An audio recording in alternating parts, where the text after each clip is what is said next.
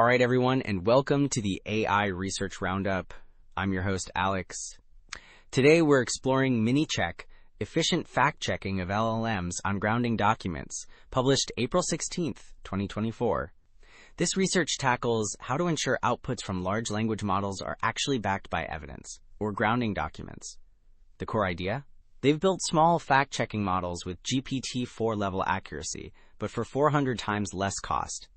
This remarkable efficiency is achieved by constructing special training data with GPT-4 itself, teaching their models, like MiniCheck FT5 with its 770 million parameters, which are adjustable internal settings to spot errors effectively. And if you want to dive deeper into how they actually achieve this, well, the authors have made the code for this work available on GitHub. In the repository, you'll find the core MiniCheck package itself, plus code for synthetic data generation. That's the process of programmatically creating those special training examples we talked about earlier. And yeah, even a demo notebook to run benchmark evaluations.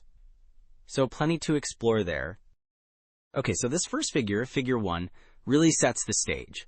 It shows a few different ways large language models use information. You've got fixed document generation, like summarizing a specific text. Then there's retrieve then generate, where the model first finds documents and then answers. And finally, post hoc grounding, where an answer is checked against documents after it's made. The key takeaway here is that this research focuses on fact-checking these generated sentences against their grounding documents, using that synthetic data we talked about to train a specialized sentence-level fact-checker, which is basically a model that looks at each individual sentence to see if it's supported by the evidence. All right, so building on that idea of sentence-level fact-checking we just discussed with Figure 1, Figure 2 here gives us a really clear, practical example of this in action. This particular example is from a dataset called Tofu Eval. You can see a dialogue snippet at the top. That's the grounding document in this case. Then, below it, there's a summary sentence generated by a large language model. And importantly, this summary is broken down into what the paper calls atomic facts, which are essentially the simplest, individual statements or claims that make up the overall summary. The figure then clearly shows how each of these atomic facts is verified against the dialogue, with a green tick for supported and a red cross for unsupported. This really illustrates the detailed checking process. Okay, so after seeing that example of how atomic facts are checked in Figure 2, Figure 3 here shows us exactly how the researchers create the special training data for their MiniCheck models. This figure details two main pipelines for this synthetic data generation, which, remember, is about programmatically creating those training examples. The top part shows the claim to doc, or C2D, pipeline. It starts with an original claim, breaks it down into atomic facts, much like we saw before, then expands these facts and generates entire documents designed to either support or not support those facts. The bottom part illustrates the doc to claim, or D2C, pipeline. This one starts with an existing article, summarizes parts of it, and then creates variations of these document summary pairs to teach the model what's supported and what isn't, including a step called doc claim ablation, which involves removing parts of the document to create non-supporting examples. All right, so we've just talked about the two pipelines, claim to doc and doc to claim, for creating that synthetic training data. Well, Table 1 here gives us a nice summary of what that data actually looks like. We can see for both C2D and D2C, the table shows the total number of examples generated, around 7,000 for each, making about 14,000 in total. It also details the average document length, which is around 160 to 190 words, and claim length about 12 to 19 words.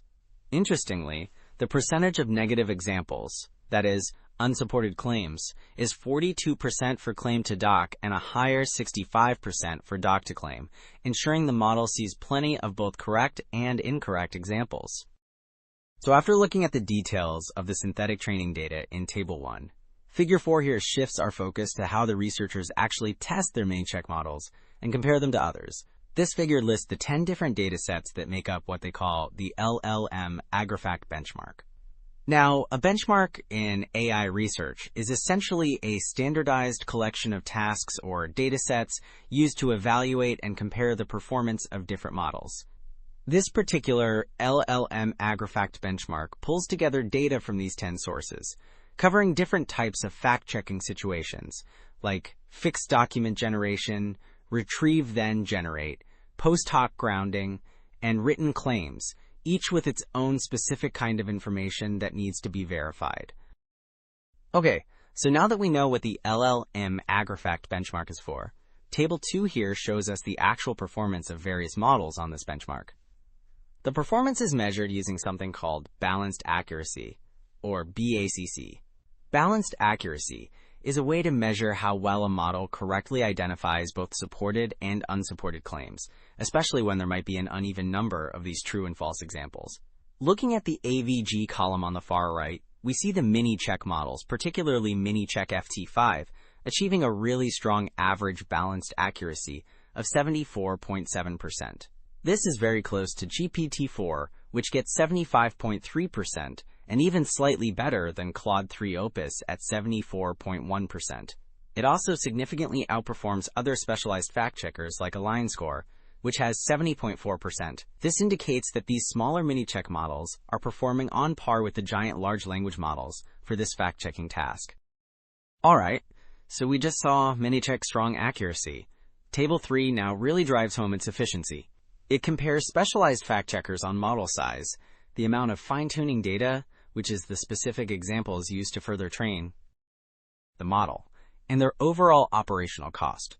And that table really drives home how MiniCheck models are both incredibly small and cost-effective. So the key takeaway is that MiniCheck offers a promising path to efficient, yet highly accurate fact-checking for large language models, without needing massive resources. This is vital for building trust in AI systems. Thanks for tuning into the AI Research Roundup. I'm Alex.